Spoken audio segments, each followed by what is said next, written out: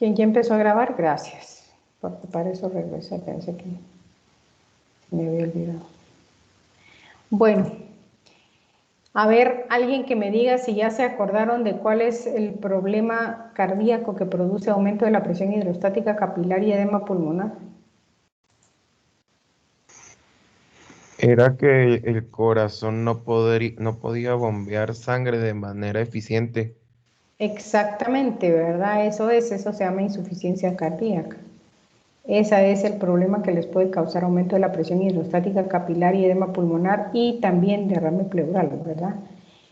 Aunque es más frecuente ver edema pulmonar en la insuficiencia cardíaca más que derrame pleural. El derrame pleural es más importante cuando hay obstrucción del drenaje linfático por alguna malignidad o cuando hay alguna neumonía, ¿verdad? Es más frecuente verlo ahí. Bueno, vamos a empezar entonces ahorita con la resistencia vascular pulmonar, ¿sí? Que ya también habíamos empezado a hablar un poco de ella, que es mucho menor que la resistencia vascular sistémica, ¿verdad? Hasta 10 veces menor. Y características de la vasculatura pulmonar permite que, por ejemplo, durante el ejercicio aumente muchísimo el flujo sanguíneo, ¿verdad?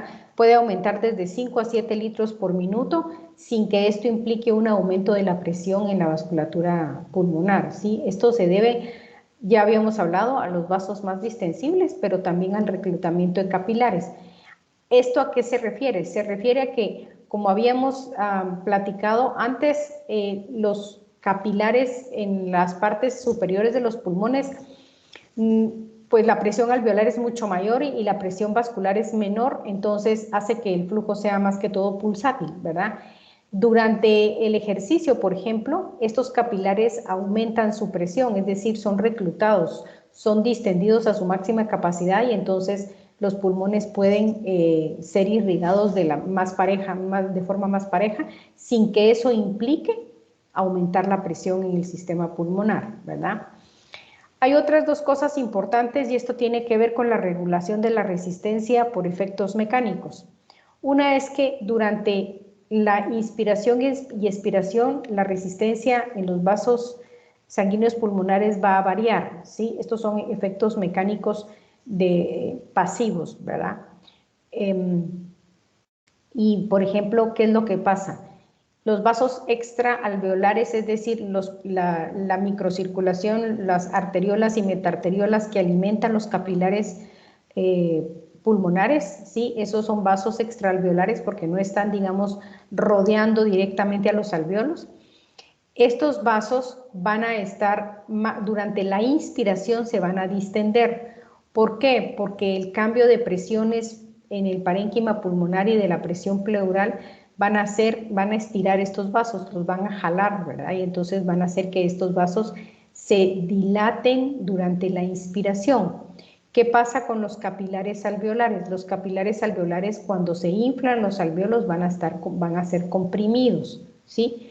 Entonces va a aumentar un poco la resistencia al flujo acá. No quiere decir que los apachen por completo y ya no pueda pasar el flujo sanguíneo, no, solo van a estar un poquito más comprimidos, ¿verdad? Van a disminuir su calibre y eso va a generar un poco de más resistencia al flujo, ¿verdad? Durante la inspiración. Ahora, durante la expiración, nuevamente con el cambio de presiones en el parénquima pulmonar y presión pleural, los vasos extraalveolares se van a comprimir y los vasos alveolares, que son los capilares, pues entonces estos van a recibir más flujo porque se van a desinflar los alveolos, ¿ya? Y entonces estos cambios de presiones los podemos ver en esta gráfica siguiente. Aquí tenemos la resistencia vascular pulmonar y aquí tenemos los diferentes volúmenes pulmonares, ¿verdad? Al volumen residual, la capacidad residual funcional y la capacidad pulmonar total. Entonces, miren aquí cómo se ve cabalmente lo que habíamos estado hablando, ¿verdad? Durante la inspiración, ¿sí? Aumenta la resistencia total porque los vasos alveolares son comprimidos, aunque los extraalveolares se distienden, ¿sí? Disminuye la resistencia en los extraalveolares, aumenta la resistencia en los alveolares y aumenta la resistencia total, ¿sí? Y esto implica un aumento, digamos, si hacemos una inspiración máxima, pues la resistencia aumenta mucho más porque la compresión alveolar aumenta, ¿verdad? Aunque la extraalveolar se mantenga distendida. ¿Qué pasa si en una respiración tranquila, si exhalamos y nos quedamos en la capacidad residual funcional? Pues en este momento, que es el volumen de equilibrio que los pulmones están, digamos, a medio inflar, pero siempre con un poco de aire adentro, en este volumen de equilibrio también vamos a tener un equilibrio de las resistencias, es decir, las dos resistencias de los vasos alveolares y extraalveolares va a ser igual. Y entonces es el momento en donde la resistencia total llega a su mínimo, en este volumen, ¿sí? Ahora, ¿qué pasa si hacemos una expiración forzada hasta el volumen residual? Entonces, ¿qué va a pasar? Recuérdense que los vasos alveolares durante la expiración se distienden, ¿sí? Es donde van a tener la mínima resistencia, pero los vasos extraalveolares se comprimen más de lo normal, ¿sí? Durante la expiración forzada. O sea, la compresión que hacemos con los músculos del tórax, de los pulmones, para desinflarlos hasta el volumen residual, van a generar una gran resistencia extraalveolar. Por lo tanto, la resistencia alveolar total aumenta también mucho más que si estamos a la capacidad pulmonar total, ¿sí? Entonces, la máxima resistencia se va a dar en una expiración forzada. La mínima resistencia se va a dar durante una expiración tranquila a la capacidad residual funcional. ¿Alguna duda aquí?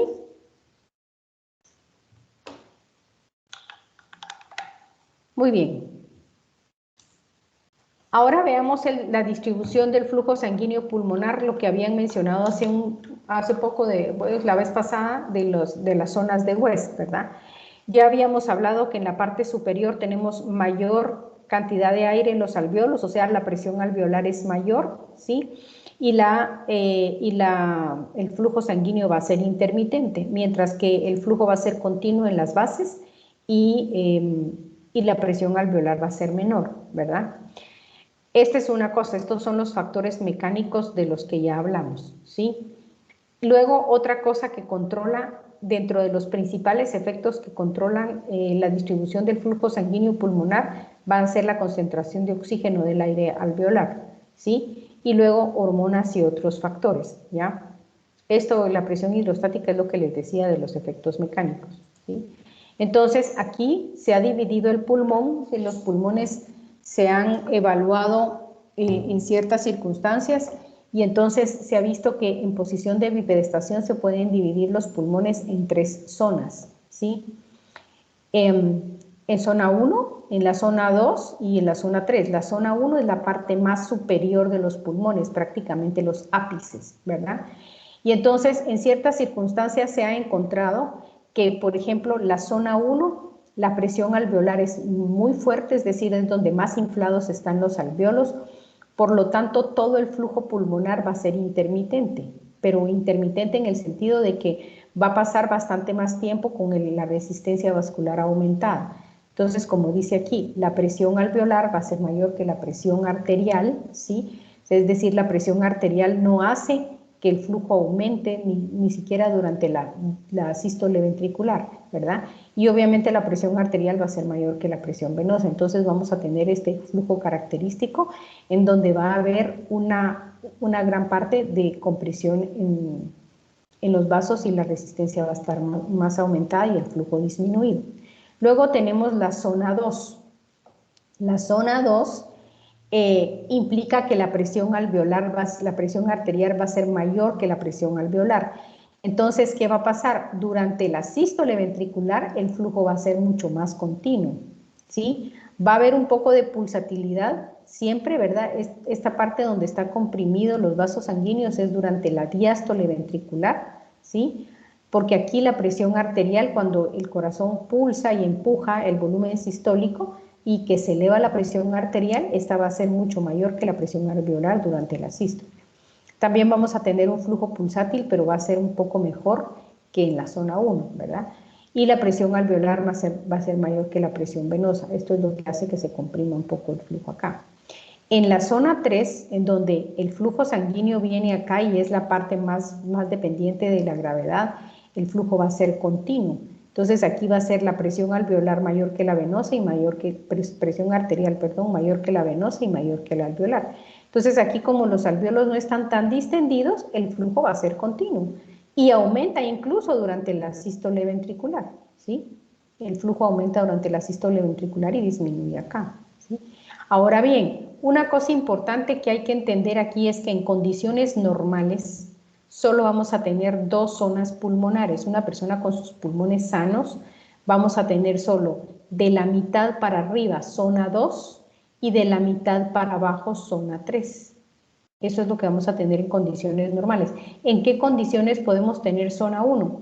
Cuando hay ventilación con presión positiva, en patologías pulmonares como por ejemplo el EPOC. Entonces ahí sí se va a producir una zona 1. Pero de lo contrario, en condiciones normales solo vamos a tener zona 2 de la mitad para arriba y zona 3 de la mitad para abajo. ¿Sí? ¿Preguntas? Pero, perdón, ¿me podría volver a repetir cuáles eran las ocasiones donde se tenía zona 1? Por ejemplo, en ventilación con presión positiva. Es decir, si a un paciente le ponemos una escafandra o una mascarilla con presión positiva o un tubo endotraqueal con presión positiva, ¿sí? Es decir, estamos metiendo el aire a presiones positivas. Ahí, entonces sí se va a producir zona 1. O en el EPOC, por ejemplo, ¿verdad? En el enfisema pulmonar, ¿sí? Ahí, en enfermedad pulmonar obstructiva, ahí también podemos tener zona 1 en los ápices, ¿ya? ¿Ok? ¿Otra pregunta? Muy bien. Ok, entonces todo esto es lo que hemos estado hablando, ¿verdad? En conclusión, la perfusión y la ventilación no son iguales en todos los pulmones, sino que van a haber diferencias, ¿verdad? Esto es lo que les decía, que en la porción superior se encuentra la zona 2 y en las porciones media e inferior la zona 3. Y en condiciones patológicas también cuando hay hemorragia severa, ¿verdad? Porque ahí baja el gasto cardíaco, esa es otra causa de que haya zona 1, ¿sí? Ahora bien, una cosa importante que yo creo que también ya habíamos platicado con ustedes es que depende de la posición que tengamos, así también se van a producir estas zonas, es decir, van a cambiar estas zonas. Estas zonas se van a producir solo en posición de bipedestación. Ahora, ¿qué pasa si nos acostamos en decúbito supino? Entonces ahí la zona anterior, ¿verdad? La porción anterior de los pulmones se transforma en zona 1 y la porción dorsal de los pulmones, la que da hacia la espalda, esa se transforma en zona 2, ¿sí? Si nos ponemos en decúbito prono, entonces la porción anterior de los pulmones se transforma en zona 2 y la porción dorsal de los pulmones se transforma en la porción ventral se transforma en zona 3 y la porción dorsal se transforma en zona 2, ¿verdad? Si nos ponemos de cabeza, entonces la parte superior de los pulmones se transforma en zona 3 y la parte inferior de los pulmones, o la base de los pulmones, perdón, se transforma en zona 2, ¿sí? O sea, dependiendo nuestra posición, así es como van a cambiar las zonas porque va a cambiar la dependencia a la gravedad, ¿verdad? Esa es la situación. Ahora, la mayor parte del tiempo estamos en bipedestación. Cuando estamos durmiendo acostados, entonces, dependiendo de nuestra posición, si estamos tal vez de lado, acostados de lado, es cuando vamos a tener menos efectos gravitacionales. Los efectos gravitacionales se van a dar sobre el pulmón en que estamos recostados, ¿verdad? Pero como les digo, esto va a cambiar dependiendo de la posición que adoptemos, ¿sí? ¿Preguntas? Muy bien. ¿Qué otros factores van a regular el flujo sanguíneo pulmonar? Ok, aparte de los mecanismos pasivos que ya vimos, luego dentro de los mecanismos activos, el principal mecanismo de regulación va a ser la PaO2, o sea, la presión alveolar de oxígeno, ¿sí? ¿Qué pasa si hay una baja presión alveolar de oxígeno? Esto va a implicar que se va a producir vasoconstricción, mientras que a una alta presión alveolar de oxígeno se va a producir vasodilatación. Al revés de lo que pasa en otros tejidos, ¿verdad? Cuando hay una baja concentración de oxígeno en el tejido muscular, por ejemplo, se produce vasodilatación. Aquí es al revés. ¿Por qué es al revés? Porque como que como dice el libro, bueno, en este libro no Bernie Levy no, pero por ejemplo en Constanzo dice que lo que ocurre es que como que si la irrigación, los vasos sanguíneos se dieran cuenta, percibieran que hay una baja oxigenación en los alvéolos que están irrigando. Entonces, si hay una baja oxigenación en los alvéolos que están irrigando, esa circulación se está desperdiciando. Y entonces, ¿para qué vamos a desperdiciar irrigación sanguínea en un alvéolo que no está ventilado? Mejor aquí ya no irriguemos y vamos a irrigar alvéolos que sí estén ventilados. Entonces, ¿qué pasa? Si tenemos, por ejemplo, un cuerpo extraño que obstruye nuestras vías aéreas, una parte de nuestras vías aéreas y no deja entrar el aire, entonces ahí se va a producir una baja concentración de oxígeno alveolar. ¿Qué va a pasar ahí? Se va a producir vasoconstricción y la sangre se va a derivar hacia todos los alvéolos que sí están bien ventilados, ¿verdad? Entonces, por eso es que aquí se produce vasoconstricción. Mientras que una alta oxigenación en los alvéolos va a producir vasodilatación. Además, están todos estos demás sustancias, ¿verdad? Hormonas locales y endocrinas que van a producir vasodilatación y vasoconstricción, ¿verdad? Por ejemplo, en el caso de los pulmones, la histamina es vasoconstrictora, ¿sí? Algunas prostaglandinas son vasoconstrictoras. Una alta concentración de CO2 también. Endotelina, que eso sí ya sabemos que es vasoconstrictor. La serotonina, la angiotensina 2 y las catecolaminas en los receptores alfa adrenérgicos. ¿Cuáles van a ser vasodilatadores? Prostaciclina, óxido nítrico, acetilcolina, bradicimina, dopamina y catecolamina sobre receptores beta adrenérgicos, ¿sí? Ok, ¿alguna pregunta aquí? Muy bien. Y entonces ahora sí vamos a hablar de qué es un cociente ventilación-perfusión, ¿sí? El cociente ventilación-perfusión es la relación entre la tasa de ventilación alveolar y la tasa de transferencia de gases. O si ustedes quieren, la relación entre la ventilación y el flujo sanguíneo, ¿verdad? Entonces, en esta imagen que también tienen en las páginas de Bernie Levy, esta imagen es bien interesante porque aquí nos da muchos datos, ¿verdad? Aquí podemos ver, por ejemplo, la parte superior de los pulmones, qué porcentaje del volumen pulmonar ocupa, ¿verdad? Aquí tenemos cuál es la ventilación en los ápices de los pulmones versus las bases, ¿sí? 0.24 litros por minuto, mientras que en las bases es 0.82 litros por minuto.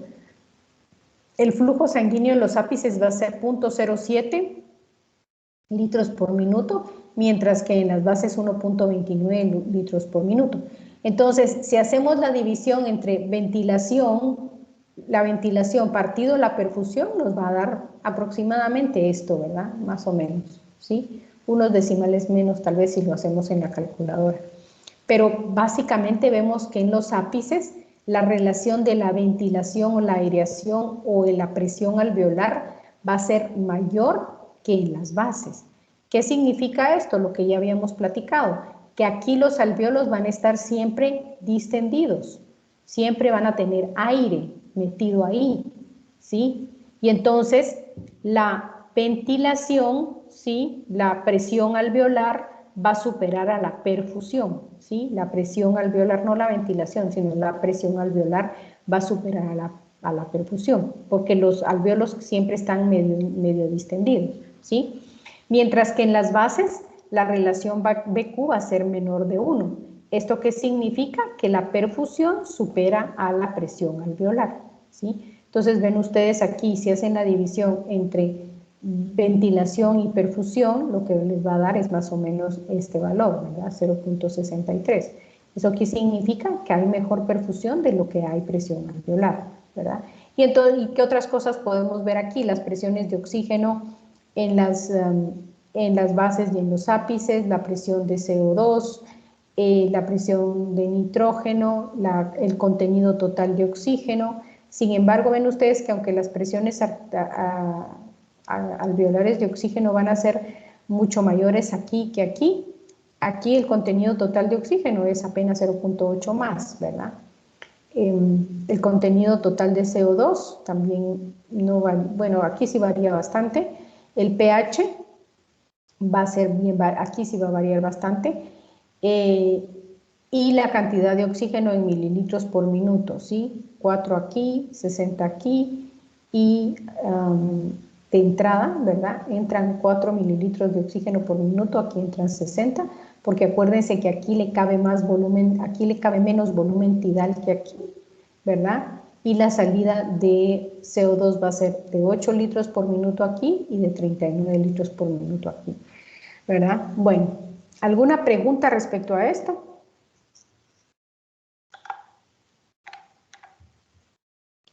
Muy bien. Ahora, si vemos estas diferencias en la ventilación y perfusión de los pulmones y además vemos esto, que son los cortocircuitos anatómicos normales que se producen, siempre va a haber una diferencia alveolo arterial de oxígeno, ¿sí? Esta diferencia alveolo arterial de oxígeno se va a deber a que acuérdense que las venas de Tevesio que drenan desde el seno venoso, coronario venoso, directamente al ventrículo izquierdo, las venas bronquiales y mediastinales que sin pasar por el pulmón se unen, se hacen anastomosis con la vena pulmonar y que van a constituir solo el 2 al 3% del gasto cardíaco. En realidad es poquita cantidad de volumen de sangre que se va a derivar, ¿verdad? Entonces, esto siempre nos va a bajar la presión arterial de oxígeno, ¿sí? Recuérdense que la sangre sale entre 100 y 102 milímetros de mercurio de presión parcial a las venas, digamos, de los capilares pulmonares hacia la vena pulmonar, ¿sí? Y que cuando ya llega a la aurícula izquierda y al ventrículo izquierdo, pues y sale la sangre de la aorta, va a llevar una presión parcial de oxígeno entre 95 y 90 milímetros de mercurio. ¿A qué se debe esto? Esto se debe a estos cortocircuitos, ¿verdad? Entonces, la diferencia que va a haber entre la presión alveolar de oxígeno y la presión arterial de oxígeno debe ser menor a 15 milímetros de mercurio, ¿sí? Y como máximo a cualquier edad no debe de sobrepasar los 25 milímetros de mercurio. Hay que tomar en consideración esto, ¿verdad? Que esta diferencia alveolo arterial de oxígeno aumenta 3 milímetros de mercurio por cada década después de los 30 años, ¿sí? O sea que a los 30 años todavía podemos tomar en consideración esto. A los 40 años ya, ¿verdad? Ya le sumamos 3 milímetros de mercurio. A los 50 años ya son 6 milímetros de mercurio de diferencia, etcétera, ¿sí? ¿Cómo podemos calcular la diferencia alveolo arterial de oxígeno? Primero tenemos que averiguar la presión alveolar de oxígeno. ¿Se recuerdan que para eso utilizábamos la fórmula de la presión barométrica menos la presión, ¿qué? Menos la presión de vapor de agua, ¿verdad? Menos la presión de CO2 alveolar partido del cociente respiratorio, ¿sí? Entonces ahí obtenemos la presión alveolar de oxígeno. Entonces a esta presión alveolar le restamos la presión arterial de oxígeno y obtenemos esta diferencia, ¿sí? Hay un ejemplo ahí en Bernie Levy. Lo pueden revisar, ¿verdad? Para poder entender cómo se hace esto. Y de todos modos vienen los problemas de los ejercicios. Entonces vamos a revisar algunas alteraciones de la relación BQ, comparándolas con esta que es normal, ¿sí? Entonces podemos tomar aquí como dos unidades broncopulmonares o si quieren como un pulmón aquí y otro pulmón acá, ¿verdad? Entonces, ¿qué es lo que miramos aquí? Miramos que este es el espacio muerto anatómico, aquí no hay intercambio gaseoso. Aquí viene la presión inspirada de oxígeno a 150 milímetros de mercurio y la presión inspirada de CO2 a 0, ¿verdad? Porque acuérdense que en la atmósfera hay 0.03 de óxido de carbono. Aquí viene la sangre con una presión venosa de oxígeno de 40 milímetros de mercurio y una presión de CO2 de 46. Entonces, ¿qué pasa? Entra el aire al alveolo y inmediatamente empieza a haber intercambio de gases, ¿verdad? Entonces, empieza a entrar el CO2 en los alveolos hasta llegar al equilibrio de 40 milímetros de mercurio y empieza a salirse el oxígeno hacia los capilares, ¿sí? hasta equilibrarse entre 100 y 102 milímetros de mercurio, ¿verdad? Entonces, aquí es donde se produce la oxigenación de la sangre.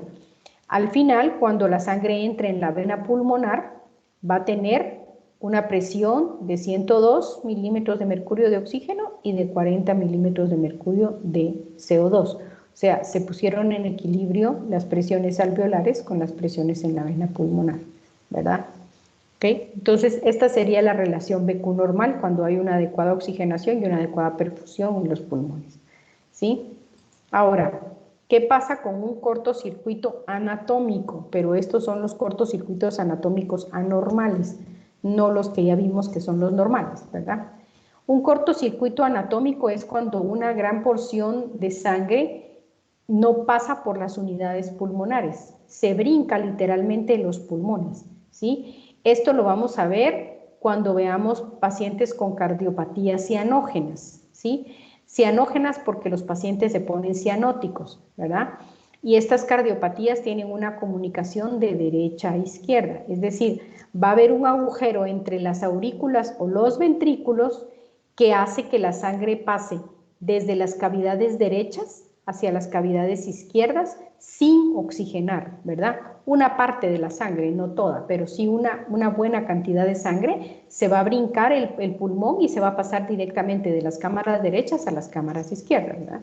Dos ejemplos de estas cardiopatías cianógenas, una es la tetralogía de Fallot, ¿verdad? Estas son cardiopatías congénitas, ¿verdad? Los niños nacen con estas anormalidades, ¿sí? La tetralogía de Fallot tiene comunicación interventricular, tiene cabalgamiento de la arteria aorta sobre, vamos a ver, tiene una normalidad en la posición de la aorta sobre la vena pulmonar, tiene estenosis de la válvula pulmonar y tiene hipertrofia del ventrículo derecho, ¿sí? Esas son, si me recuerdo de esas son las tres características de la tetralogía de Fallot. Bueno, entonces, como tiene estenosis de la válvula pulmonar, ¿sí?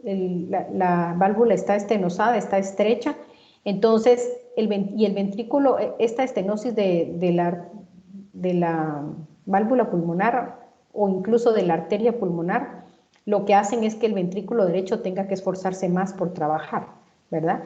Entonces está hipertrófico. Esto aumenta la presión dentro del ventrículo derecho y hace que la sangre, como no puede pasar adecuadamente a través de la arteria pulmonar estenosada, hace que se forme un tabique, se forme un agujero en el tabique interventricular. O sea, del ventrículo derecho pasa la sangre directamente al ventrículo izquierdo, brincándose los pulmones. Entonces, una muy pequeña cantidad de sangre pasa por la circulación pulmonar y otra cantidad de sangre considerable se va directamente del ventrículo derecho al ventrículo izquierdo. Entonces, ¿qué pasa con estos pacientes? Estos pacientes, la cantidad de sangre que se oxigena, pues sí se oxigena bien, pero luego se mezcla con esa sangre desoxigenada que no pasó por los pulmones, ¿sí? Y entonces baja la presión arterial de oxígeno, ¿sí? La presión de la vena pulmonar de oxígeno la baja, ¿verdad? Y esta baja presión de oxígeno en la arteria pulmonar, pues es la misma presión de oxígeno con la que va a salir a través de la aorta la sangre. Este paciente ya tiene hipoxia, ¿verdad? ¿Por qué tiene una cardiopatía cianógena? Porque aunque de la vena pulmonar salga la sangre con 39 milímetros de mercurio de CO2, ¿por qué sale menor que aquí? Sale menor que aquí porque el paciente hiperventila, ¿verdad? Estos pacientes empiezan a, como está tan baja la concentración de oxígeno, ¿sí? Entonces estos pacientes son estimulados a respirar con mayor profundidad y mayor velocidad, entonces eliminan un poquito más de CO2. Por supuesto que estos valores pueden bajar un poco más cuando ya la sangre se mete dentro de la aorta, ¿verdad? Porque entonces ya hay más mezcla de la sangre desoxigenada aquí y más los cortocircuitos normales, entonces el paciente siempre va a tener en la sangre arterial, va a tener una gran concentración de CO2 y cuando llega a los tejidos y recoge en el sistema venoso más CO2 digamos, lleva CO2 y recoge CO2 de los tejidos, el paciente se pone cianótico, se pone azul, ¿verdad? Entonces, en estas situaciones vamos a encontrar un cortocircuito anatómico, ¿sí? Y vamos a encontrar una mala oxigenación de la sangre, ¿sí? Y por eso los pacientes se ponen cianóticos, ¿ya? ¿Alguna pregunta aquí?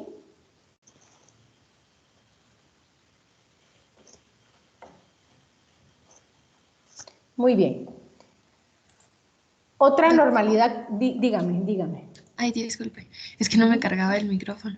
Es que la semana pasada usted dijo que habían algunos pacientes que tomaban coloración ya sea morada o azul, ¿verdad? En sus piernas por falta de oxigenación de los miembros inferiores y que eso era un padecimiento, pero no me recuerdo si dijo qué enfermedad era. Es por insuficiencia venosa. Ahí es por insuficiencia venosa crónica, ¿verdad? Ahí lo que pasa es que el flujo sanguíneo no es adecuado porque está estancado. Ahí no hay ninguna alteración en estas situaciones del intercambio de gases ni nada de eso, sino lo que pasa es que el flujo es muy lento en las piernas, ¿verdad? Entonces se acumula sangre venosa en las piernas con baja cantidad de oxígeno y eso es lo que le da la coloración más oscura a la piel, ¿verdad? Pero solo es ahí. Ya una vez sube la sangre, se oxigena normalmente y pues sí aporta un poco de oxígeno a todos los tejidos, ¿sí? Ok, gracias. De nada. ¿Otra pregunta? Sí, es que yo había leído que los niños con tetralogía de Fallot tienen la característica que se ponen en cuclillas, pero no entendí muy bien en cómo esto les ayuda. Porque esto les ayuda, digamos, a una respiración forzada mejor, ¿verdad? Cuando usted se pone en cuclillas, lo que hace es mejorar con la compresión de las vísceras abdominales y de los músculos abdominales, mejorar la salida de sangre la salida de aire hacia afuera. Entonces, les ayuda un poco con la expiración, con la fase expiratoria, ¿verdad? Como ellos tienen que respirar, digamos, inspirar y expirar forzadamente. Entonces, esto les ayuda a mejorar la fase expiratoria. Por eso se ponen en cuclillas. Aunque le voy a decir que los niños con tetralogía de Fallot no duran mucho, es decir, tienen que ser operados rápidamente para poder permitirles un desarrollo adecuado y que sobrevivan, ¿verdad? Y que sus tejidos no sufran, sobre todo su cerebro. Estos niños los operan de forma más temprana, ¿sí? Chiquitos, menores de 1 año, ¿verdad? Pero es para ayudarlos con la fase expiratoria, ¿sí? Nunca he oído yo de un niño con tetralogía de Fallot que lo operen después de 1 año. Estos los operan de forma temprana. Sí, dígame. Es que en mi familia sí hay una persona que tuvo tetralogía de Fallot y sí la operaron como a los 2 años. Ah, sí, la operaron más grandecita.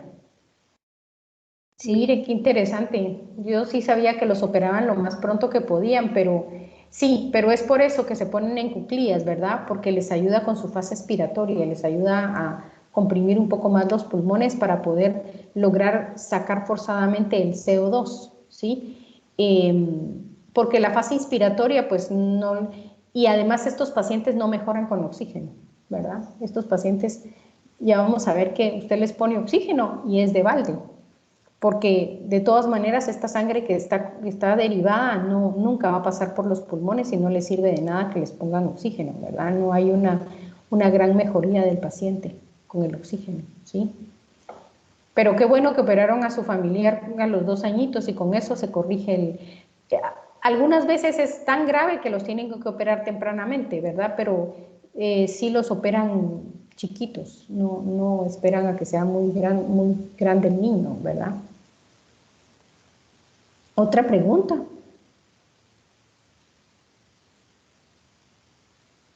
Muy bien. Otra de las anormalidades que vamos a ver aquí, esta la incluyen en Bernie Levy la incluyen dentro de un subtítulo que se llama hipoventilación. Pero en realidad esto se llama espacio muerto alveolar. ¿Y qué es lo que vemos en esta imagen? Vemos aquí que las 2 unidades pulmonares están ventilando bien ventiladas, ¿sí? está entrando el aire adecuadamente, pero en esta no hay perfusión, ¿sí? Aquí está suspendido el flujo sanguíneo. Entonces, vemos cómo la entrada de aire aquí tiene 150 milímetros de mercurio y de CO2 cero, y al llegar aquí se mantiene. ¿Por qué? Porque aquí no hay intercambio, ¿verdad? Los gases aquí no tienen con qué gases intercambiarse porque no hay flujo, ¿sí? Mientras que aquí sí hay flujo, ¿sí? Ahora, esto lo que hace, si los segmentos pulmonares que están no irrigados son muy extensos, ¿verdad? Entonces va también a comprometer el intercambio de gases y va a haber hipoxia también, ¿verdad? Es decir, la presión de oxígeno en la vena pulmonar va a ser de 60 milímetros de mercurio. Ahora, ¿qué cosas pueden darnos, qué se les ocurre que pueda darnos una falta de irrigación sanguínea a ustedes aquí? ¿Qué me pueden decir?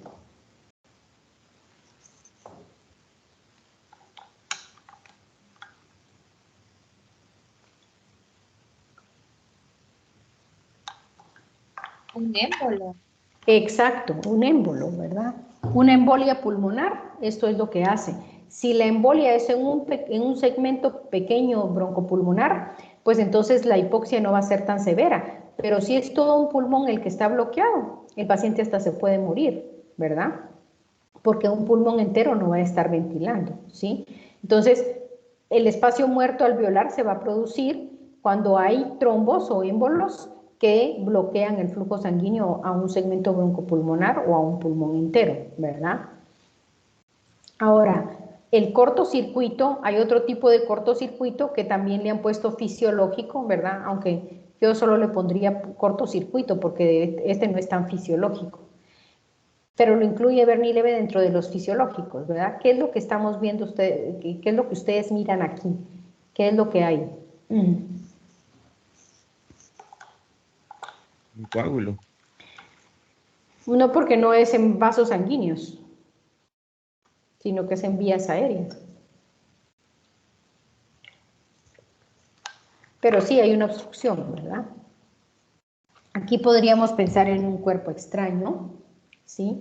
O podríamos pensar en un tapón de moco, ¿verdad? Un paciente que tiene mucha producción de moco y obstruyó por completo la entrada de aire. Entonces, lo que estamos viendo es una perfusión adecuada, pero una mala o nula ventilación, ¿sí? Entonces, ustedes pueden ver que aquí la presión venosa de oxígeno y la presión venosa de CO2 pues se intercambian en el alveolo, pero se emparejan en el alveolo, pero no se intercambian con nada, ¿sí? ¿Por qué? Porque aquí no está entrando aire nuevo. Este aire que está entrando aquí se va para este alveolo que sí está ventilado. Entonces ustedes pueden ver que aquí está la obstrucción, pero ¿qué es lo que ven aquí? Ensanchada esta vía aérea, ¿verdad?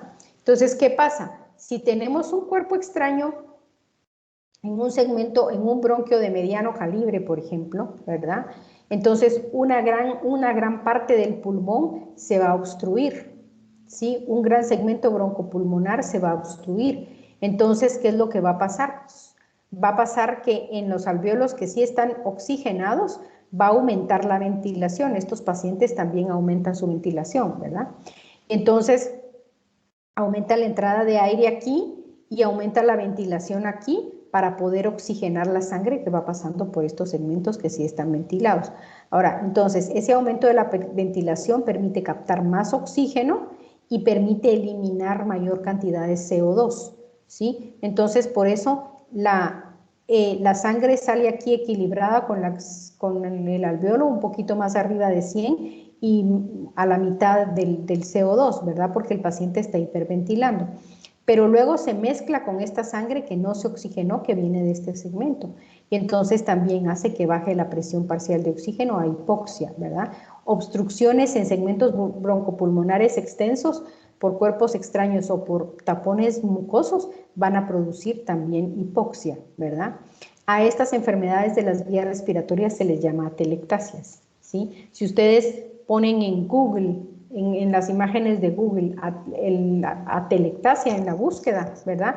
Les van a salir unas imágenes de radiografías en donde van a ver grandes partes del pulmón o todo un pulmón de color blanco, ¿verdad? En las radiografías, en los rayos X de tórax se miran los pulmones de color oscuro, negro. ¿Por qué razón? Porque están llenos de aire. Pero si a un pulmón entero le da atelectasia, es decir, está obstruido, ¿sí? No ventila bien porque está obstruido con tapones de moco y los alvéolos están cerrados, ¿verdad?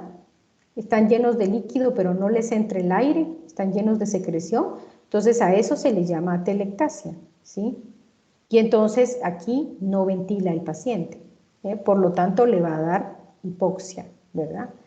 Van a bajar las concentraciones de oxígeno porque no se logró oxigenar toda la sangre, las presiones de CO2 van a estar un poco más bajas de lo normal porque el paciente está hiperventilando, o sea, está aumentando su ventilación y está tratando de meter más cantidad de oxígeno aquí, que de hecho la mete, ¿verdad?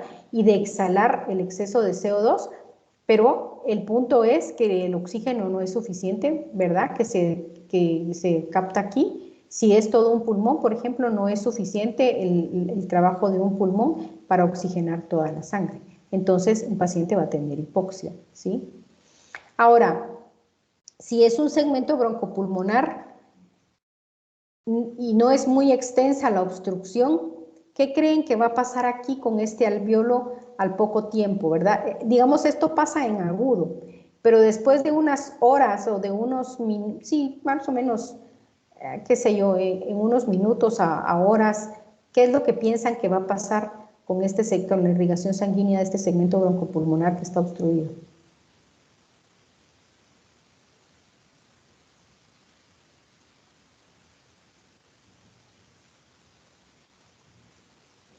¿Qué creen que va a pasar con el flujo sanguíneo?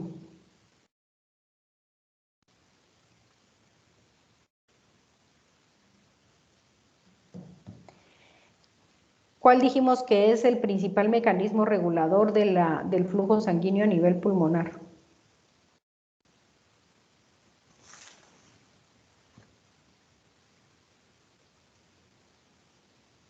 La presión alveolar de oxígeno. Exacto. Entonces, si la presión alveolar de oxígeno aquí es baja, ¿qué cree usted que va a pasar con el flujo sanguíneo de este alvéolo? No se puede necrosar. No, no se necrosa, pero ¿qué pasa con el flujo aquí? Acuérdese que este flujo no oxigena nada, es decir, no le da oxígeno a nada. Lo único que hace es intercambiar gases. Pero ¿qué pasa con los vasos sanguíneos en un alvéolo no ventilado? Va a haber vasoconstricción. Exacto, eso es lo que va a pasar, va a haber vasoconstricción. Entonces, el pulmón se va a dar cuenta que aquí hay un alvéolo que no está siendo ventilado. Entonces, ¿para qué voy a desperdiciar flujo sanguíneo aquí? Mejor cierro los vasos y me voy a irrigar este que sí está siendo ventilado, ¿verdad? Entonces, lo que pasa es, encima de todo pasa esto, ¿verdad? Pasa que después de un tiempo en donde la obstrucción persiste aquí, ¿sí? Lo que va a ocurrir es que va a haber vasoconstricción. Y entonces los segmentos ventilados van a estar mejor irrigados y eso va a tratar de compensar un poco y mejorar un poco la oxigenación, ¿verdad? Irrigar solo los alvéolos que están siendo bien ventilados. Entonces, por ejemplo, si a un niñito se le va un frijolito en un bronquio, inhala un frijolito y se le va y se le traba en un bronquio chiquito, ¿sí? Y entonces un pequeño segmento broncopulmonar va a estar con atelectasia, va a estar obstruido, ¿sí? Este niño sí va a tener disnea, ¿verdad? Va a respirar más rápido, va a respirar más profundo y utilizando músculos accesorios. ¿Por qué? Porque una parte de un pulmón está no funcional, digamos, ¿verdad? Pero no es una cosa que al niño o a la persona que le ocurra y que un segmento broncopulmonar vaya a producirse la muerte por eso, no, ¿verdad? Va a estar con dificultad respiratoria, va a producir un poco de secreciones, va a estar tosiendo, ¿verdad? Entonces, ¿qué es lo que se tiene que hacer con estos pacientes? Que se sospecha que inhalaron un cuerpo extraño. Entonces, lo que se hace es tomarles una radiografía, ¿verdad? Y después, ya con base en la radiografía, se hace algo que se llama broncoscopía, se mete un endoscopio a través de las vías aéreas y hasta que se encuentra el bronquio obstruido, pequeño bronquio obstruido, y se extrae el cuerpo extraño y se acabó el problema, ¿verdad? No hay ninguna consecuencia, ¿sí? Las consecuencias más importantes son cuando hay infecciones pulmonares severas, neumonías muy severas, que lo que hacen es bloquear con tapones de líquido y secreciones los alveolos, ¿sí? Entonces ahí sí se producen atelectasias masivas que comprometen la oxigenación del paciente, ¿verdad? Cuando son atelectasias masivas por secreciones o por inflamación de los pulmones, ahí hay que tratar la causa subyacente, ¿verdad? Es decir, por ejemplo, si es una neumonía bacteriana, dar antibióticos y dar tratamiento para desinflamar las vías aéreas, para fluidificar el moco y terapia respiratoria, ¿verdad? Es decir, poner al paciente boca abajo, darle cierto tipo de golpes en la espalda o con aparatitos eléctricos que vibran, ¿verdad? Para tratar de por medios mecánicos mover ese moco que está atrapado ahí y que el paciente lo expulse con la tos, ¿verdad? Eso es lo que le llaman la terapia respiratoria, ¿verdad? La otra cosa es ponerlos a hacer ejercicios respiratorios para aumentar el volumen pulmonar y hacer que las vías aéreas se distiendan y con esto mejorar la salida de las secreciones. Y como les digo, dar tratamientos, ¿verdad? A veces se dan esteroides, se dan broncodilatadores para mejorar la salida de estos tapones mucosos y la eliminación de líquido de las vías aéreas o de moco de las vías aéreas, ¿sí? ¿Preguntas?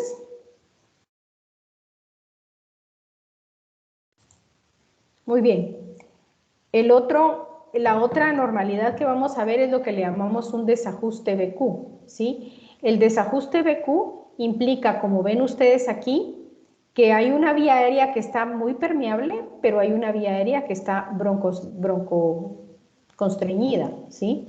Que hay un broncoespasmo, ¿sí? Esto es lo que les pasa a los pacientes asmáticos, con el agravante que los pacientes asmáticos, todas las vías aéreas están broncoconstreñidas, ¿sí? Unas más, otras menos, pero todas están así. Entonces, por eso los pacientes con crisis asmática o los hiperreactores bronquiales, que son pacientes con algún tipo de hipersensibilidad a algunas situaciones, como por ejemplo humedad o polvo, ¿verdad? Estos pacientes hacen broncoespasmo, no tan severo como en una crisis asmática, pero hacen broncoespasmo. Entonces, ¿qué es lo que ustedes miran aquí? Miran que a esta unidad pulmonar entra poca cantidad de ventilación y entonces le da únicamente tiempo solo para oxigenar a 77 milímetros de mercurio, ¿verdad? La sangre venosa y apenas 1 milímetro de mercurio menos de CO2. O sea, no puede entrar suficiente aire, pero tampoco puede salir suficiente aire. Entonces no se está eliminando el CO2 y no está entrando oxígeno. Entonces, apenas si hay un intercambio gaseoso adecuado aquí, mientras que en este segmento sí hay un adecuado intercambio, ¿verdad? Y el paciente tiene dificultad respiratoria y respira más rápido y más profundo. Entonces también capta un poco más de oxígeno y elimina un poco más de CO2, ¿verdad? Al final, estos pacientes lo que manifiestan es hipoxemia, es decir, una presión baja de oxígeno, pero no tanto como para comprometer los tejidos, ¿verdad? Estos pacientes tienen hipoxemia. Ahora, en una crisis asmática, por ejemplo, el paciente tiene todas las vías aéreas así como esta. Entonces, este paciente sí puede tener hipoxia, ¿verdad? ¿Alguna pregunta aquí con esto?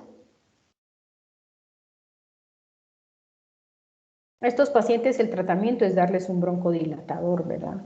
Eso es lo que hay que hacer, darles broncodilatadores. Bueno, todas estas alteraciones de la relación BQ lo que nos van a producir son alteraciones en los gases arteriales, ¿sí? ¿Cuáles van a ser estas alteraciones? La hipoxemia, la hipoxia, la hipercapnia, la hipocapnia y la alcalosis o acidosis respiratoria, ¿sí? Cuando estamos hablando de hipoxemia, estamos hablando de la disminución de la presión arterial de oxígeno por debajo de los límites normales para la edad, que llegan a ser menos de 80 milímetros de mercurio, pero más de 60 milímetros de mercurio. O sea, la hipoxemia la podemos definir como una presión arterial de oxígeno de menos de 80 hasta 60 milímetros de mercurio, ¿sí? Por ejemplo, un paciente tiene 77 milímetros de mercurio, eso es hipoxemia todavía, ¿ya? ¿Qué situaciones nos van a dar hipoxemia? La hipoventilación, aquí no sé ni por qué hice dos cuadritos iguales, se me fue el barco, ¿verdad? La hipoventilación, esto es cuando estamos respirando mal, ¿verdad? Respiramos de forma anormal, por ejemplo, tenemos una obstrucción parcial de la vía aérea por un cuerpo extraño, o tenemos un desajuste BQ, que es lo que dice aquí, ¿verdad? Un desequilibrio BQ por un broncoespasmo, o alteraciones en la difusión.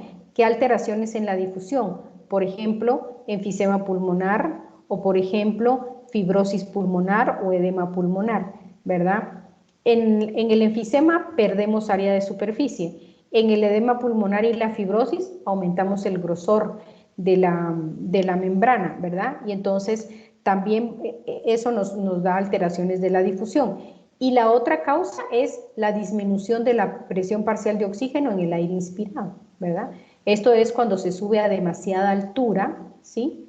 Y entonces las presiones parciales de oxígeno no son adecuadas y entramos en una hipoxemia, ¿sí? Ahora, todas las causas que dan hipoxemia pueden dar hipoxia cuando estas se ponen más severas, ¿sí? Cuando ya llegamos a hipoxia, ya vamos a tener una presión parcial de oxígeno menor de 60 milímetros de mercurio. Y al tener esta presión parcial de oxígeno ya comprometemos la oxigenación de los tejidos, ¿verdad? No nos alcanza esa cantidad de oxígeno para poder oxigenar adecuadamente los tejidos, ¿sí? ¿Cuáles van a ser las causas de la hipoxia? ¿Sí? Hipoperfusión, una disminución del flujo sanguíneo a los pulmones. Esto puede pasar por un coágulo, ¿verdad? O una embolia o una trombosis, o puede pasar por una hemorragia severa, ¿sí? Donde hay una pérdida de volumen sanguíneo, por lo tanto desciende el gasto cardíaco y entonces esto genera una hipoperfusión pulmonar, ¿verdad? Puede ser por un transporte alterado, ¿sí? De oxígeno, es decir, la hemoglobina no es adecuada o no hay suficiente hemoglobina. Hay un desajuste BQ, que es lo que vimos aquí también, ¿verdad? Un desequilibrio, ¿sí? Por un broncoespasmo, por un cortocircuito de izquierda a derecha, como vimos hace un rato, por alteraciones en el intercambio gaseoso, que son alteraciones en la difusión, o disminución de la presión alveolar de oxígeno, ¿sí? ¿Ok? Lo mismo que vimos aquí. O sea que un paciente puede entrar primero en hipoxemia y después en hipoxia, ¿verdad? Aunque hay problemas, por ejemplo, los cortocircuitos de derecha e izquierda ya de una vez producen hipoxia, ¿sí? Bueno, la hipoxia generalmente se va a asociar a hipercapnia, ¿sí? La hipercapnia es el exceso de CO2, más de 42 milímetros de mercurio. Eso ya es entre 40 y más de 40 o de 42 milímetros de mercurio y hablamos de hipercapnia, ¿sí? Si un paciente normalmente tiene 40 milímetros de mercurio de presión parcial de CO2 y después y al rato por alguna alteración tiene 42 o 43, eso ya es hipercapnia, ¿sí? Y se asocia con alteraciones como hipoventilación o hipoperfusión, ¿verdad? Que están asociadas con hipoxia. Entonces, hipoxia e hipercapnia casi siempre van juntas, ¿ya? Puede haber hipoxemia sin que haya hipercapnia, pero generalmente la hipoxia se asocia a hipercapnia, ¿sí? Ahora, cuando tenemos hipercapnia, esto nos va a dar como resultado acidosis respiratoria, ¿sí? La acidosis respiratoria implica que tenemos acumulación de CO2 y acuérdense que el CO2 se transforma en ácido carbónico y el ácido carbónico aumenta el número de hidrógenos en sangre y entonces nos da acidosis respiratoria, ¿verdad? ¿Qué nos puede dar hipercapnia y acidosis respiratoria? Hipoventilación, ¿sí? Ahora, hay otras dos alteraciones de los gases arteriales que van a ir juntas y una es la alcalosis con la hipocapnia, ¿verdad? La alcalosis respiratoria es por hiperventilación, entonces aumenta la ventilación alveolar, captamos más oxígeno, pero eliminamos más cantidad de CO2 del que deberíamos. Entonces se reduce la PCO2 a menos de 35 milímetros de mercurio y esto va a hacer que se suba el pH sanguíneo y nos dé alcalosis, ¿verdad? ¿Alguna pregunta?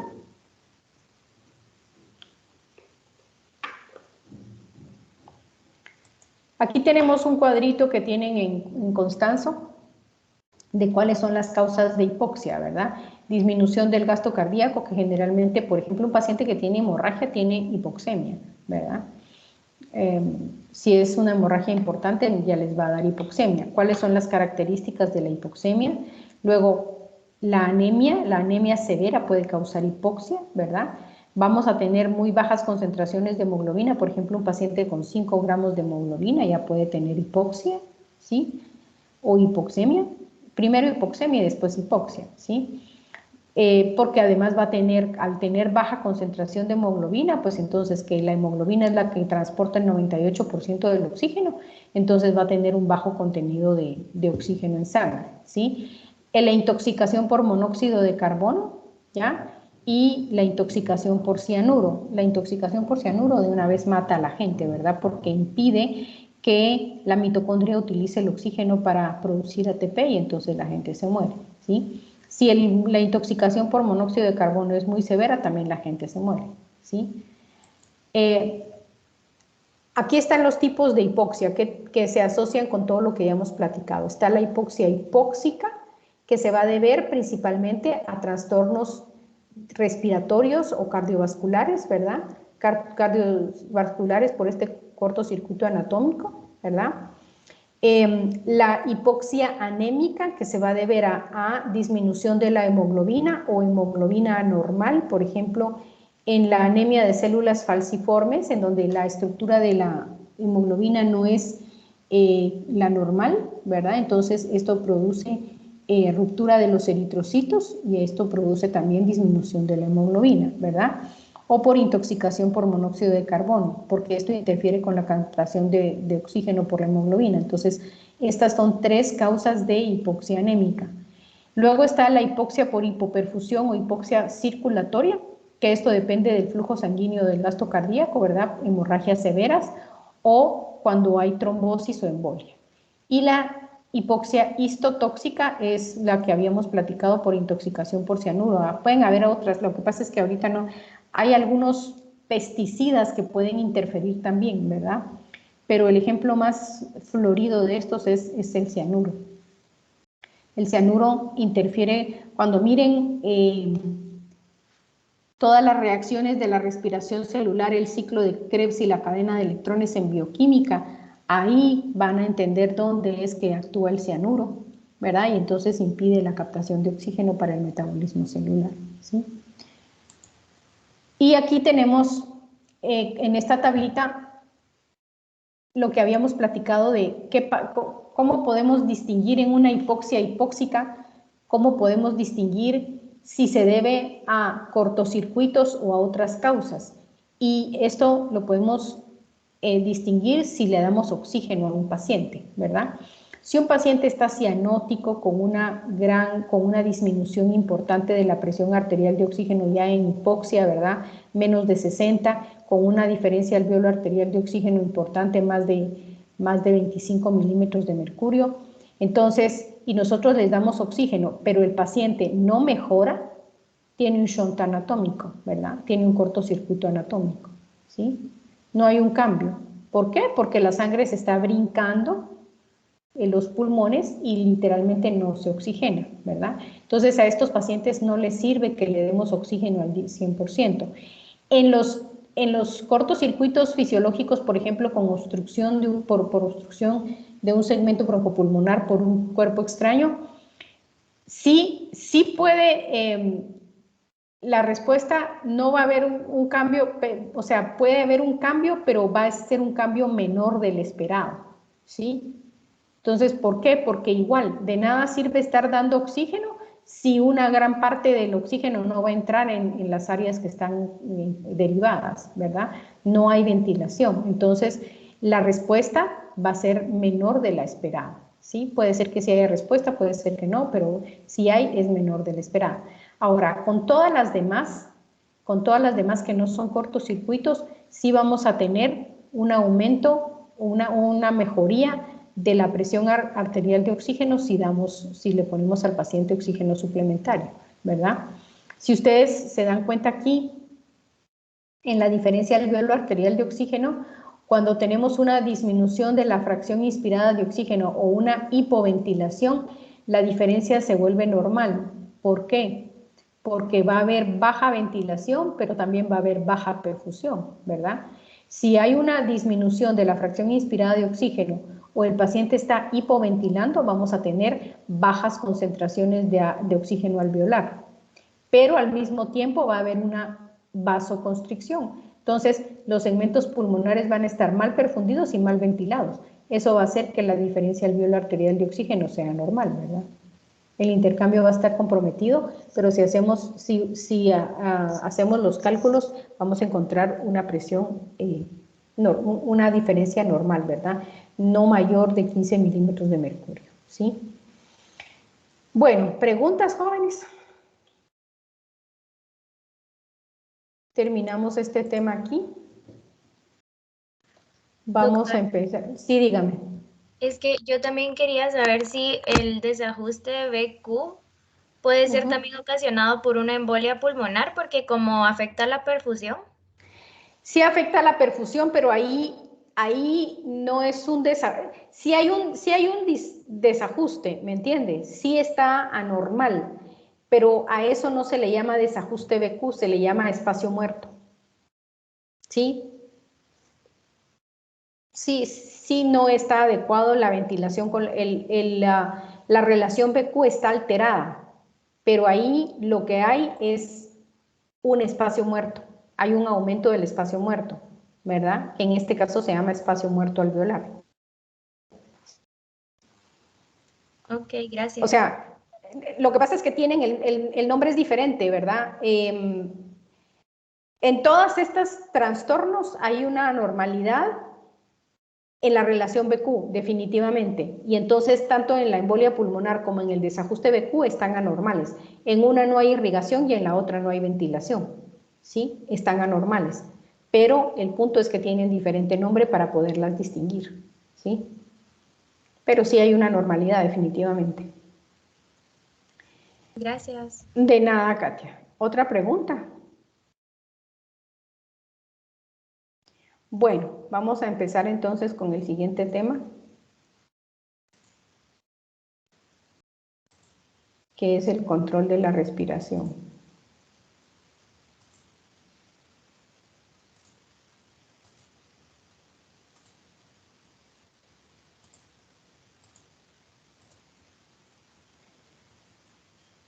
Bueno, nuestra respiración tranquila va a estar gobernada principalmente por el tallo cerebral, ¿verdad? Tanto en el bulbo raquídeo como en la protuberancia van a haber grupos de neuronas que se encargan de controlar minuto a minuto nuestra respiración tranquila de forma automática sin que nosotros nos percatemos de ello, ¿verdad? Entonces, en el bulbo raquídeo vamos a tener dos grupos de neuronas. Uno que se llama el grupo respiratorio dorsal, que por su sitio donde se ubica, ¿verdad? Se ubica en la parte dorsal de la médula oblonga. Este va a tener el control inspiratorio y el grupo ventral que se encarga del control expiratorio, ¿sí? En la protuberancia vamos a tener dos grupos neuronales, que son el centro neumotáxico, que este se va a encargar de controlar el volumen corriente, o sea, la profundidad de las inspiraciones y la frecuencia respiratoria. Y el centro amnéustico, que principalmente se encarga de prolongar la inspiración, ¿verdad? Ahora, el centro amnéustico, en realidad, se sabe que cuando es estimulado el centro amnéustico prolonga la inspiración y seguramente es estimulado cuando se hace ejercicio, por ejemplo, ¿verdad? Pero no se conoce en realidad cuál es su función en una respiración tranquila. Y aquí tenemos una imagen en donde podemos localizar estos centros, ¿verdad? Tenemos aquí el grupo respiratorio dorsal y el grupo respiratorio ventral. El grupo respiratorio dorsal va a recibir aferencias, ¿sí? de los nervios vago y glosofaringio, de quimiosensores, ¿verdad? Y también va a recibir aferencias a través del vago de mecanosensores de estiramiento del pulmón, ¿sí? Y va a mandar eferencias hacia el diafragma principalmente, ¿ya? en las neuronas motoras que controlan el diafragma. Luego, el grupo respiratorio ventral, generalmente está inactivo durante la respiración tranquila, ¿verdad? ¿Por qué? Porque recuérdense que la expiración tranquila es un mecanismo pasivo.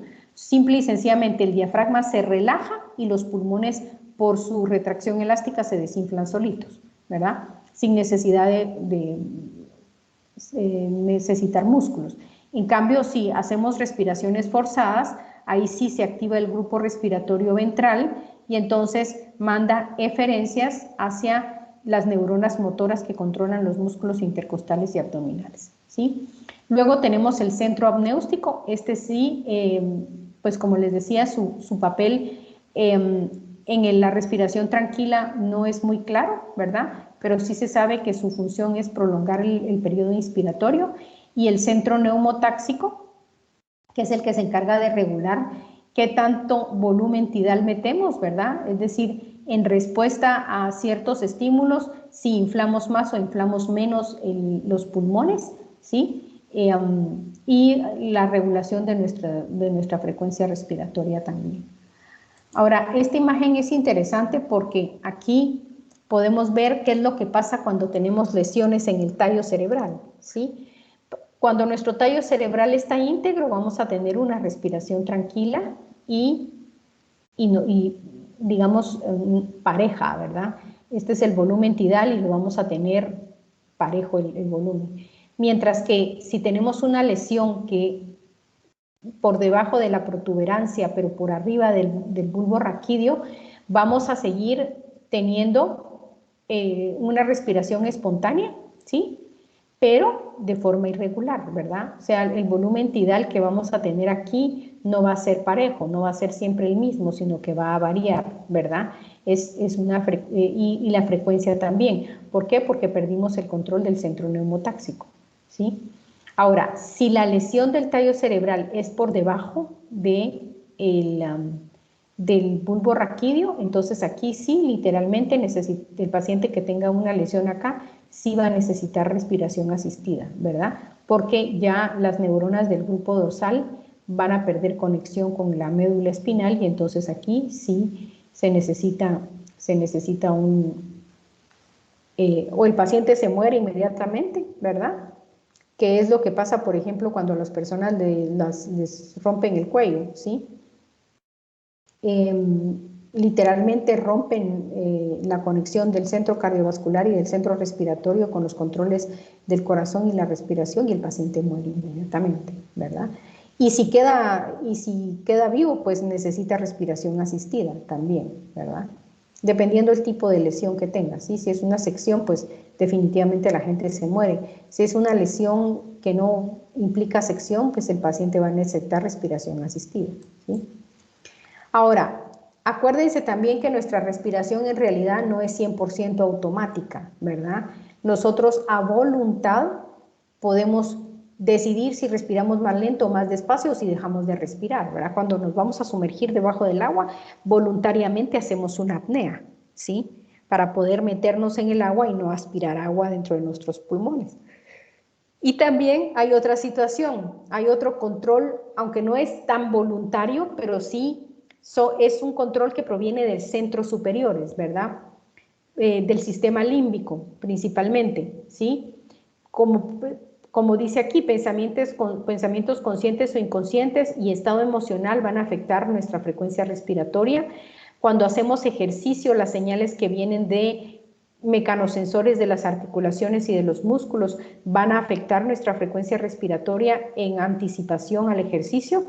Y luego la vía voluntaria netamente, ¿verdad? Que básicamente son señales que vienen de las neuronas de la corteza motora, que literalmente se saltan el tallo cerebral, ¿verdad? Se van a través del haz corticoespinal hasta llegar a las neuronas de los músculos respiratorios, de los músculos motores, y van a estimular el diafragma y los músculos expiratorios, ¿verdad? De esa manera nosotros podemos hiperventilar si queremos o detener la respiración si queremos, ¿verdad? Ahora, lo que sí es cierto es que el control automático muchas veces tiene preeminencia sobre el control voluntario.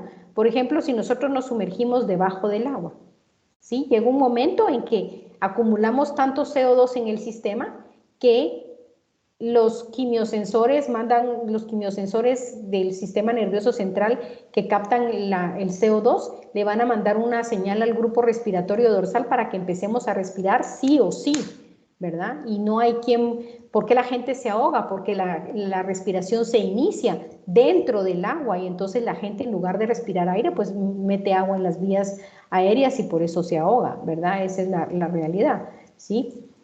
¿Cuáles van a ser estas aferencias que nosotros tenemos aquí y que afectan principalmente al centro inspiratorio, ¿verdad? Quimioreceptores periféricos, estos están localizados en el callado de la aorta y en la bifurcación de las carótidas y van a percibir principalmente concentraciones de oxígeno arterial, ¿sí? Las de las carótidas también van a percibir el pH de la sangre arterial, pero son menos estimulados por el CO2, ¿sí? Los del callado de la aorta solo oxígeno. Ahora, los quimiosensores centrales, estos sí van a depender de los cambios de pH del líquido cefalorraquídeo, ¿sí? Al CO2 indirectamente controlando a los iones hidrógeno. Ya vamos a ver ese proceso. Luego, los receptores de estiramiento de las vías aéreas. En nuestras vías aéreas, en el músculo liso, tenemos receptores de estiramiento que le dicen al centro respiratorio cuando ya inflamos lo suficiente los pulmones para desconectar la inspiración, ¿verdad? Y cuando los desinflamos lo suficiente para volver a conectar el centro inspiratorio. También los receptores de los músculos y las articulaciones para aumentar la frecuencia respiratoria. Y aquí está la influencia del centro apnéustico, que es estimulante de la profundidad de la inspiración, y el centro neumotáxico, que tiene una función como, no netamente inhibidora, ¿verdad? Pero sí desconecta el centro inspiratorio, ¿sí? Ahora, el centro inspiratorio va a mandar sus eferencias a través de una rama del 10º par que se llama el nervio frénico, ¿sí? Este es el nervio que directamente va a estimular al diafragma, ¿verdad? Y entonces así es como aumentamos la inspiración. Claro que también cuando hacemos expiraciones forzadas, pues aquí ya va a haber estímulo del centro respiratorio ventral, ¿verdad? Ahora, ¿cómo los quimiosensores del bulbo raquídeo le van a mandar señales al grupo respiratorio dorsal, que es vecino? Está vecinito ahí donde están las neuronas quimioreceptoras. Y entonces aquí podemos ver el capilar con la barrera hematoencefálica. Aquí tenemos el intersticio, ¿verdad? El tejido intersticial del bulbo. Y aquí tenemos el líquido cefalorraquídeo que lo baña y la barrera del líquido cefalorraquídeo, ¿verdad? Intersticio líquido cefalorraquídeo. Entonces, vemos que estas dos barreras impiden la entrada del bicarbonato al tejido intersticial, ¿verdad? Entonces, lo que sí entra aquí va a ser el CO2. Entonces, el CO2 entra al intersticio y luego difunde hacia el líquido cefalorraquídeo. Aquí en el líquido cefalorraquídeo se va a producir la transformación del CO2 en ácido carbónico y luego en bicarbonato e hidrógeno, ¿verdad? El hidrógeno va a difundir a través de esta barrera hacia los quimiosensores. Entonces, si aumenta la concentración de CO2, se va a producir un mayor número de iones hidrógeno.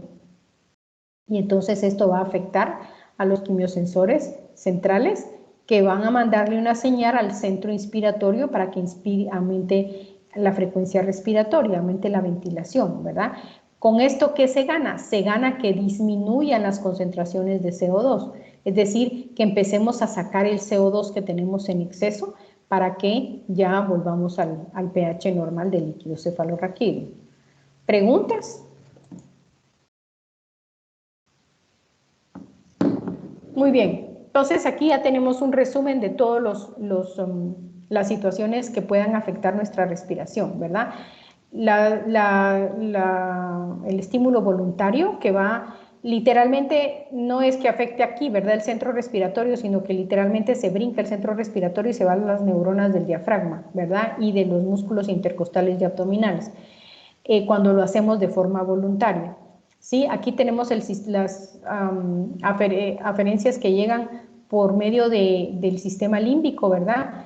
Estímulos emocionales, por ejemplo, el dolor también, y entonces estos sí van a afectar el centro respiratorio en la médula, ¿verdad? Los quimiorreceptores periféricos, los que ya hablamos, los quimiorreceptores centrales, los receptores de músculos y articulaciones y los receptores pulmonares de estiramiento. También los receptores de irritantes. Estos receptores de irritantes que vamos a tener en la vía aérea y que vamos a tener incluso desde las vías aéreas superiores, ¿verdad? Y que vamos a tener también en el tejido pulmonar. Estos también actúan estimulando el centro respiratorio. ¿Cómo empiezan los estornudos y la tos? Por ejemplo, para que ustedes tosan o estornuden, primero inhalan aire. Entonces, esto estimula el centro respiratorio del grupo respiratorio dorsal y eventualmente el centro apnéustico, ¿verdad? Y entonces uno inhala profundamente y luego tose o estornuda, ¿sí? Tratando de que con la tos o con el estornudo eliminemos los irritantes de la vía aérea, ¿verdad? El reflejo de Hering-Breuer, que está ilustrado aquí, ¿sí? Lo que básicamente hace es generado por los receptores, los mecanorreceptores del tejido pulmonar, ¿verdad? De las vías aéreas. Cuando inspiramos, inflamos los pulmones, ¿verdad? Y se estiran estos receptores y entonces le mandan una señal al centro inspiratorio para que éste deje de producir potenciales de acción, ¿verdad? Entonces se desconecta el grupo respiratorio dorsal y ya se produce la expiración tranquila. Cuando se desinflan los pulmones, no se colapsan, ¿verdad? Porque hacen que no se colapsen. Cuando se desinflan los pulmones, esto también genera señales en los mecanosensores que lo que van a hacer es volver a conectar el centro inspiratorio para que nuevamente los volvamos a inflar. Esto es lo mismo cuando hacemos respiraciones forzadas, solo que aquí, cuando hacemos una inspiración forzada y vamos a hacer una expiración forzada, entonces se estimula el grupo respiratorio ventral, ¿verdad? Desinflamos los pulmones hasta el volumen residual y entonces cuando ya detectan estos mecanosensores que el volumen pulmonar bajó, desconectan el centro expiratorio, y conectan otra vez el centro inspiratorio y volvemos a inflar, ¿verdad? Esto se llama reflejo de Hering-Breuer. Otras cosas que pueden afectar nuestro centro respiratorio. Aquí se los puse porque de estos todos ya hablamos, ¿verdad? Pero, por ejemplo, drogas, ¿sí? Narcóticos halogenados, ¿sí? O sea, sustancias que se ponen, que se inhalan y que deprimen el centro respiratorio, benzodiazepinas, fenotiacinas, barbitúricos, todo eso va a afectar, uno, a los quimiorreceptores, sobre todo los narcóticos halogenados, ¿sí? Va a afectar a los quimiorreceptores, algunos anestésicos, por ejemplo, ¿sí? Y van a inhibir estos quimiorreceptores para que no estén enviándole señales al grupo respiratorio en la médula oblonga, ¿verdad?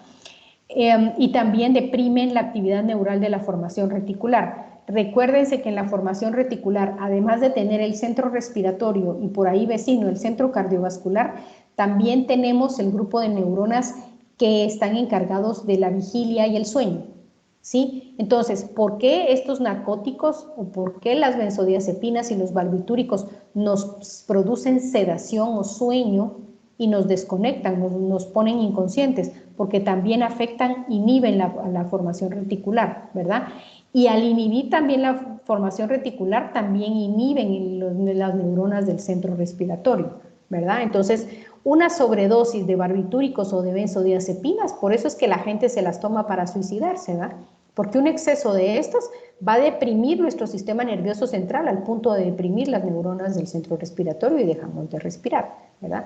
Por eso es que tampoco es indicado mezclar barbitúricos o benzodiazepinas con alcohol. El alcohol también es un depresor del sistema nervioso. Entonces se juntan los efectos y paralizan el centro respiratorio, ¿verdad? Lo inhiben, ¿sí? Por otro lado, el dolor, la tensión y durante el estado de vigilia, eso va a afectar nuestra formación reticular, manteniéndonos despiertos o despertándonos y estimular el centro respiratorio, ¿sí? Y luego están los relajantes musculares, ¿sí? que actúan a nivel de las fibras aferentes que va del nervio frénico hacia la musculatura del diafragma o hacia los músculos de la vía aérea superior, ¿verdad? Que nos ayudan con la apertura de la glotis y todo esto, ¿sí? Y entonces lo que hacen es paralizar los músculos respiratorios, ¿sí? Aunque nuestro centro respiratorio esté funcionando bien, pero aquí cortan el paso de la señal, ¿ya? Y entonces hacen que los músculos no funcionen. Entonces, si vamos a dar, si un anestesiólogo pone estos medicamentos o da relajantes musculares, por eso es que tienen que intubar al paciente y ventilarlo mecánicamente, ¿verdad? Mientras está bajo el efecto de la anestesia. Ya después ponen sustancias que revierten el efecto de estos medicamentos y entonces ya nuevamente vuelven a funcionar nuestra respiración normal, ¿verdad?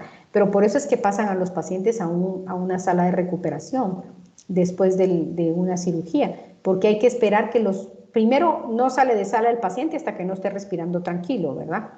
Espontáneamente, ¿sí? Entonces, cuando ya va a terminar la cirugía, el anestesiólogo tiene que verificar que el efecto de los medicamentos ya haya pasado, si no le pone sustancias que inhiban, ¿verdad?, el efecto de estos medicamentos y entonces ya extuba al paciente, le pone una mascarilla con oxígeno o una cánula nasal en lo que el paciente ya se restablece y hasta que el paciente no está despierto y ya pasó más o menos 1 hora o depende del tipo de cirugía, 2 horas, ¿verdad? El tiempo de cirugía, entonces ya lo sacan del área de recuperación porque el paciente ya restableció su respiración normal y ya lo llevan a su cama, ¿verdad? Ok, vamos a revisar rápidamente de las actividades integradoras. Estas actividades integradoras sirven para ver cómo es que toda la función respiratoria se regula en situaciones como por ejemplo el ejercicio o la elevación a grandes alturas, ¿verdad? Entonces, así como vimos actividades integradoras del sistema cardiovascular, cómo todo el sistema cardiovascular va a responder a ciertas exigencias, pues lo mismo pasa con el sistema respiratorio. Entonces, por ejemplo, ¿qué es lo que pasa cuando hacemos ejercicio? Cuando hacemos ejercicio, nuestros músculos consumen más oxígeno, producen más CO2 y por lo mismo es que necesitamos aumentar la ventilación, ¿sí? Ahora, ¿qué es lo que pasa con este aumento de la ventilación? El aumento de la ventilación hace que podamos captar más oxígeno en los pulmones, transportarlo de mejor manera hacia el tejido muscular y eliminar el exceso de CO2 de nuestro cuerpo, ¿verdad? Entonces, debido a este aumento de la ventilación, si a un atleta le toman una presión arterial de oxígeno o presión arterial de CO2, no vamos a tener un cambio significativo. En el pH tampoco, ¿verdad? Excepto cuando se hace ejercicio extenuante, porque aquí sí a veces se empieza a trabajar en metabolismo anaerobio y entonces esto produce ácido láctico y va a producir un descenso del pH, ¿sí? Pero respiratoriamente hablando, este aumento de la ventilación va a producir un ajuste perfecto con la producción excesiva de CO2 y con el aumento del consumo de oxígeno, ¿verdad?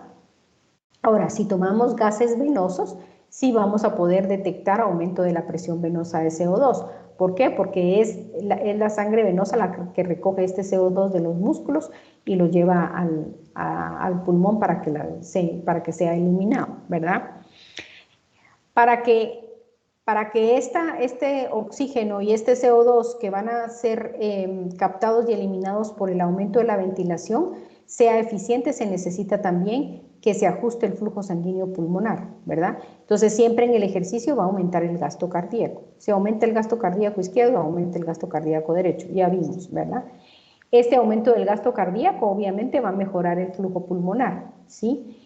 Y una de las cosas importantes que hace el ejercicio en los pulmones, y por eso es que podemos intercambiar adecuadamente los gases, es porque la relación BQ se empareja en todos los pulmones, es decir, se pierde zona 2 y se vuelve zona 3 todos los pulmones, ¿verdad? En todas sus áreas, ¿ya?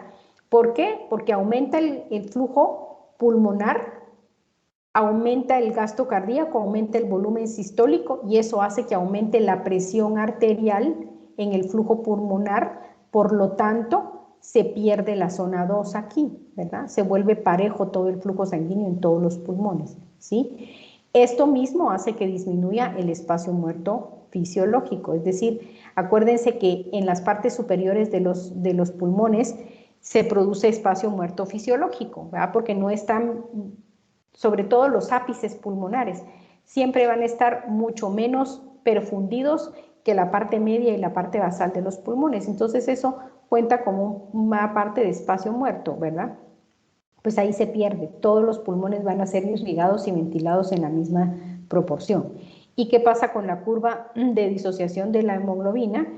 Va a desplazarse hacia la derecha. ¿Por qué se desplaza hacia la derecha? Porque aumenta la producción de CO2, aumenta el consumo de oxígeno y disminuye el pH, ¿verdad?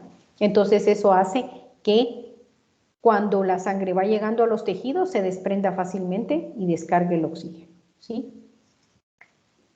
Y aquí están todos estos mismos cambios que están en esta gráfica, están enumerados en este cuadrito que ustedes ven aquí, ¿sí? ¿Alguna pregunta, jóvenes? Que lo vamos a dejar acá.